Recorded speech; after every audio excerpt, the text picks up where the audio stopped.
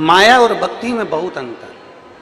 एक राजा ने नगर में सूचना कर दी कि पूरे नगर में सूचना कर दो कि कल सुबह दरवाजा खुलेगा और दरवाजा खुलते से ही जो मांगेगा, जो जिस चीज को छू लेगा, जिस चीज का स्पर्श कर लेगा, वो चीज उसकी हो जाएगी।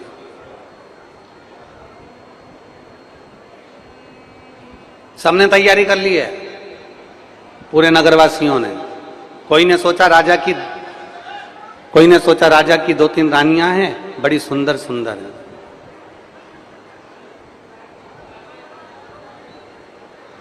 कोई ने कहा राजा की बेटी है, बड़ी सुंदर है। कोई ने कहा राजा का बेटा है, बड़ा सुंदर है। कोई ने कहा राजा के घर में बहुत धन है, बहुत संपदा है। कोई ने कहा उसका वैभव है, कोई ने कहा उसका रथ है, कोई ने कहा उसका सिंहासन है, कोई ने कहा उसके जेवरात है, कोई ने कहा उसके आभूषण है, कोई ने कहा उसका मुकुट है, कोई ने कहा उसकी गाड़ी है, कोई ने कहा उसका बंगला है। कोई कहता है महल छू लूंगा, कोई कहे दरवाजा छू लूंगा। सबने तैयारी कर ली है, सबने।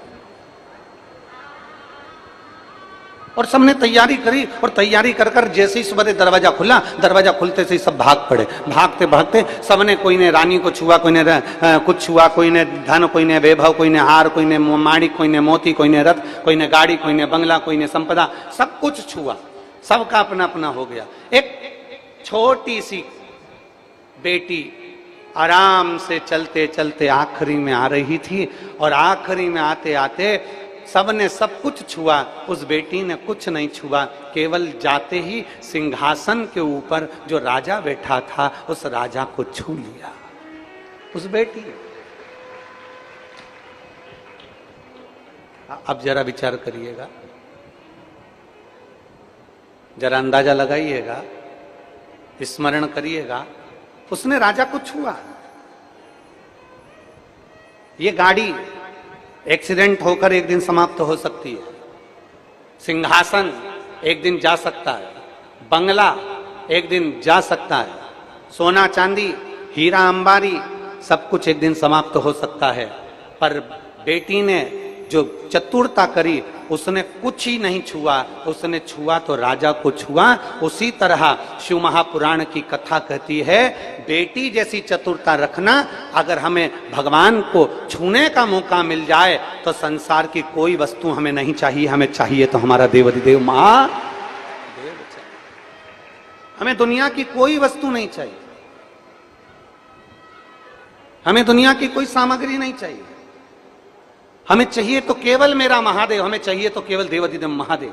और कितनी सुंदर बात आती है, माया को पाओगे, माया को पकड़ोगे तो संसार में भ्रमित होते रहोगे। भक्ति को पकड़ोगे तो एक दिन भगवान के पास तक पहुंच जाओगे। भक्ति को पकड़ोगे तो एक दिन परमात्मा के नजदीक तक पहुंच जाओगे। भक्ति को पकड़ोगे तो एक दिन परमात्मा के करीब में पहुंच जाओगे। भक्ति का मूल उद्देश्य, अगर हम आप लोग अगर गए हो महाराष्ट्र में, अगर गए होगे, कोई अगर महाराष्ट्र में गया होगा तो महाराष्ट्र में औंढा नागनाथ कभी दर्शन करने गए हो आप लोग? आप में से कोई गया है औंढा नागनाथ?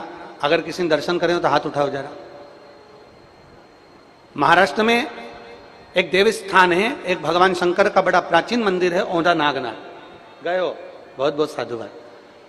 औंढा नागनाथ ये भगवान शंकर का ऐसा मंदिर है जहां पर श्री नामदेव जी महाराज दर्शन के लिए भगवान के आनंद भाव से पहुंचे और भगवान की अविरल भक्ति में ऐसे डूब गए, ऐसे डूब गए, ऐसे डूब गए, भगवान के भजन में। वहीं मंदिर के अंदर बैठकर पांडुरंगा हरि विठ्ठल, हरि विठ्ठल, हरि विठ्ठल, नारायण हरि विठ्ठल, पांडुरंगा पांडुरंगा जैसे ही जपने लगे। ब्राह्मणों को मालूम पड़ा, और जैसे ही ब्राह्मणों को मालूम पड़ा, पंडितों को मालूम पड़ा कि नामदेव जी महाराज आए हैं और भगवान की भक्ति में झूमकर सबको इकट्ठा कर लिया इन्होंने, तो सबके मन में ईर्षा का भाव प्रकट होने लगा। ईर्षा भाव प्रकट हुआ, करें क्या? नामदेव जी को भजन करते करते उठाया और मंदिर के पीछे ले जाकर पटक दिया।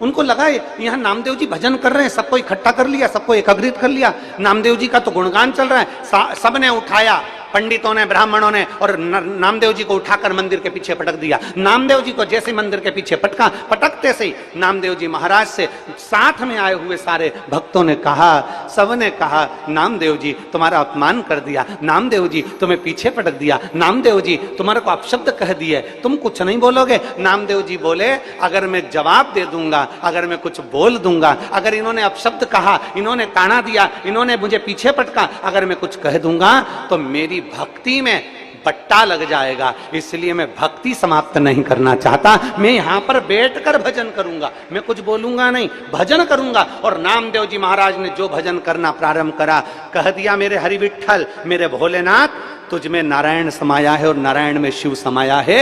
अगर तू सच्चा है तो इस पगले भक्त के लिए मंदिर को बदल दे, मंदिर को पलट दे। और वो हो गया। मंदिर का आगे का दरवाजा पीछे हो गया और पीछे का दरवाजा आगे।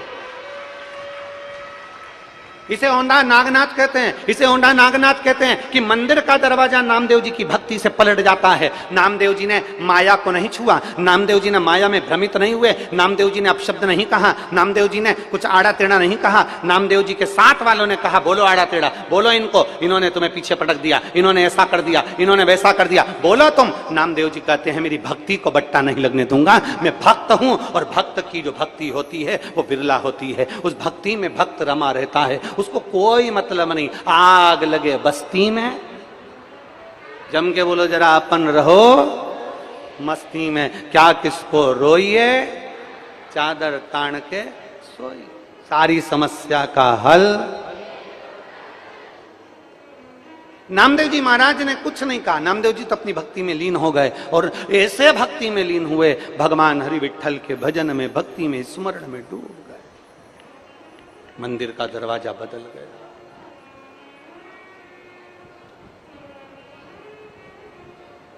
और फिर वही वाली बात आ गई, कृपा की ना होती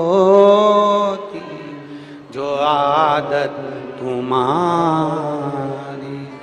तो सुनी रहती अदालत गरीबों के दिल में जो जगह तुम न पाते, तो किस दिल में होती इबादत तुम्हारी। अगर मन भक्ति में ना रमे, अगर चित्त भक्ति में ना रमे और तुम माया में भ्रमित हो गए, थोड़ा सा धन मिल गया, थोड़ा सा वैभव मिल गया, थोड़ी सी सत्ता मिल गई, थोड़ी सी गाड़ी मिल गई, थोड़ा सा बंगला मिल गया, थोड़ी सी जायदाद मिल गई, और ध्यान देना, माताएं कहती हैं बस भगवान की कृपा हो जाए, हमारे घर में संतान हो जाए। घर में संतान होना खुशी की बात है। बोलो जम के बोलो, काय की बात है? अरे बोलो तो जम के, खुशी की। घर में संतान होना खुशी की बात है, पर घर में संतान होने के बाद मां बाप वृद्धाश्रम में होना यह दुख की बात है।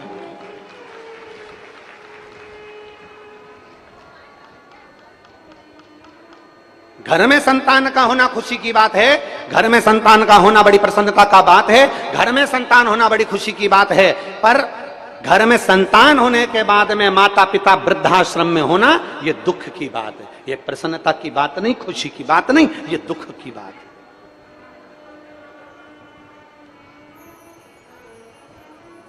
और फिर निवेदन है, फिर हम मत बुरे कर्म कर बंदे वरना पछताएगा, भगवान की आंखों से तुम बच नहीं। कई लोग हमसे कहते हैं महाराज जी तुम रोज की रोज एक ही लाइन को गुनगुनाते रहते हो, जब देखो जब कथा में, प्रत्येक कथा में ये लाइन हो, 2-3-4 तुम्हारी जो लाइन है वो गुनगुनाते रहते हो, ये क्यों गुनगुनाते हो? हमने कहा ये गुनगुनाने का कारण केवल इतना है कि जब तुम घर में कथा सुनने के बाद 7 दिन बाद जब अकेली रहो, घर में तुम दुकान पर जब अकेले बैठे रहो, जब तुम अकेले घर में कार्य कर रहे हो, तब तुम्हें हम याद आए चाहे नहीं आए, पर कथा की एकाध लाइन भी कोई अगर गड़बड़ करे और गड़बड़ करते से तुम्हें याद आ जाए तो समझ लेना कोई ने कुछ करा और तुम्हें याद आ जाए, मत बुरे कर्म कर वरना पछताए। बस तुम्हें याद आ गया, तुम दुख की घड़ी में पड़े हो, तुम कहीं ना कहीं तुम तकलीफ में पड़े हो और तुम्हें याद आ जाए, मेरे बाबा दया करना, मैं तेरे कभी तकलीफ में पड़े हो, कभी दुख में पड़े हो, कभी कष्ट में पड़े हो और तुम्हें याद आ जाए, भगवान को याद कर लो तुम उस घड़ी में, तो मुझे विश्वास रहे कि तुम्हें भले शंकर की कथा याद की ना रहे, पर भगवान का संवाद तुम्हें याद रहे, तुम उसको पुकार सको, तुम उसको बुला सको।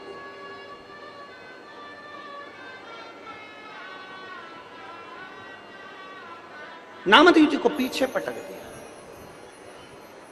नामदेव जी माया में भ्रमित नहीं हुए, नामदेव जी माया से दूर भगवान की अविरल भक्ति में डूबे रहे। नामदेव जी अविरल भक्ति,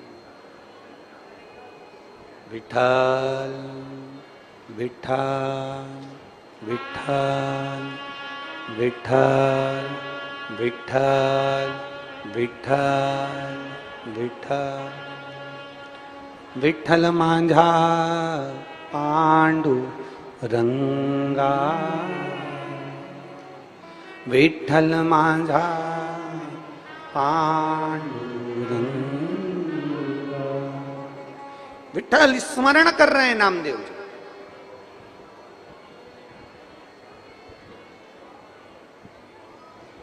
फिर एक किसी ने कह दिया नामदेव जी से, नामदेव जी तुम्हें क्रोध नहीं आया? नामदेव जी तुम्हें पीछे ले जाकर पटक दिया, मंदिर के पीछे ले जाकर पटक दिया, अपशब्द कहकर पटक दिया, तुम्हें क्रोध नहीं आया? नामदेव जी कहते हैं जिसने अपनी जिंदगी में 4 चीजें अच्छी बना ली उसका जीवन सार्थक हो जाता है, वो क्रोध पर भी संयम पा लेता है। 4 चीजें नामदेव जी कहते हैं जिसने अपनी बना ली, श्रेष्ठ बना ली, उन 4 चीजों का संग अच्छा कर लिया तो उसकी जिंदगी सार्थक हो जाती है। नामदेव जी कहते हैं पहले नंबर पर है मित्र दोस्त।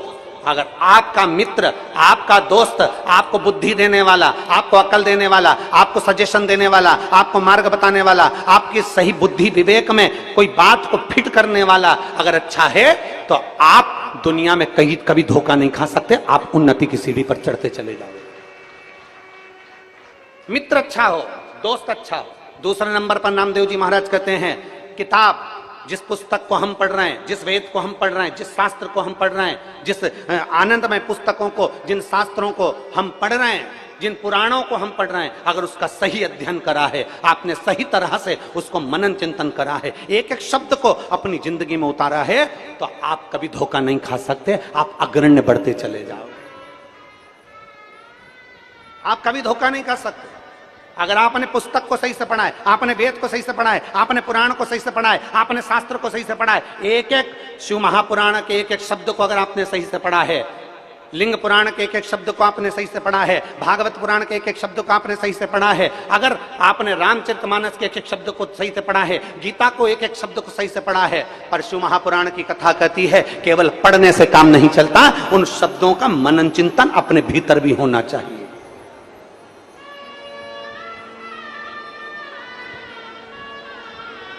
कपड़ा बदल लेने से कोई संत नहीं होता। शिव को पाने के लिए, परमात्मा को पाने के लिए अपना कलेजा बदलना पड़ता है, तब परमात्मा प्राप्त होता है। कपड़े से कोई संत नहीं बन गया, कपड़े से कोई साधु नहीं बन गया, कपड़े से कोई सन्यासी साधक उपासक नहीं बन गया, अपना कलेजा बदलना पड़ेगा। माई नर्मदे हर रेवा मैया, उनके भक्ति में डूबना, उनके भजन में डूबना, उनके स्मरण में डूबना, ये एक आनंद का विषय है। गुरु नानक देव जी अपनी भाषा में कहते हैं, गुरु नानक देव जी अपनी भाषा में कहते हैं। और आपने अगर पंजाब की कथा सुनी होगी, भटिंडा पंजाब में हमने कथा बाची थी, तो उसमें हमने वर्णन किया था गुरु नानक देव जी के प्रसंगों का। गुरु नानक देव जी अपनी भाषा में कहते, बाले सुन, संसार में मनुष्य देह पाले ना सरल है बाले, पर संसार में मनुष्य देह पाने के बाद में उस ईश्वर को याद कर लेना कठिन बात है बाले। ये गुरु नानक देव जी अपने शिष्य से कह रहे हैं। बाले, गुरु नानक देव जी ने कहा, बाले सुन, नर सेवा ही नारायण की सेवा है। इसलिए भारत भूमि के किसी भी गुरुद्वारे में जाकर देखना, वहां लंगर आप कभी भी पहुंच जाओ और जाकर आप विनती कर दो, साहब भूखा हूं, लंगर चखना है, तुरंत अंदर से जाएंगे और जो गुरुद्वारे में रहते हैं वो मेरे भाई जाकर तुरंत तुमको लंगर चखा देंगे। नर सेवा नारायण सेवा है, ये गुरु नानक देव जी कहते हैं। संसार में अगर परमात्मा को पाना है तो मनुष्य की सेवा करना पड़ेगी। परमात्मा को पाना है, गुरु नानक देव जी ने कहा मंदिर में दीपक लगाना, मंदिर में अगरबत्ती लगाना, मंदिर में आतिशबाजी छोड़ने से बड़ा प्रसन्नता, मंदिर में दिया लगाने से बड़ी प्रसन्नता, मंदिर में अगरबत्ती लगाने से बड़ी प्रसन्नता। गुरु नानक देव जी कहते हैं किसी भूखे को भोजन कराने में, प्यासे को पानी पिलाने में, कोई बीमार है उसकी दवाई दिलाने में, किसी को एजुकेशन चाहिए, पढ़ना है, बच्चा बहुत होशियार है, पढ़ने का पैसा नहीं है, उसको पढ़ाने का प्रयास करना, कोई भूखा है उसको भोजन कराने का प्रयास करना, कोई प्यासा है उसको पानी पिलाने का प्रयास करना, कोई रोगीला है, दवाई की जरूरत, औषधि की जरूरत है, प्रयास करना कि हमारे पास की अगर कोई औषधि उसके काम आ जाए। मैं धन्यवाद देता हूं इस पवित्र पावन शिव महापुराण की कथा में मेरी जीजियां आती हैं, मेरे जीजा आते हैं, मेरी बेटियां, मेरी बेटे, मेरी मां इस कथा में आते हैं, साथ में बिछाने का चादर लाते हैं, ओढ़ने का कम्बल चादर लेकर आते हैं, छाता लेकर आते हैं, और जब देखते हैं कि बाहर धूप बहुत तेज हो रही है, बाहर गर्मी बहुत तेज पड़ रही है, तो वहां बैठी हुई माँ अपनी चादर निकाल कर दे देती है और कहती भैया लगा के बैठ जाओ, भैया लो इसको लगा लो, तुम आराम से कथा सुन लो, फिर जाते समय मेरी चादर वापस दे जाना, मेरा छाता मुझे दे जाना, भैया लो कथा सुन।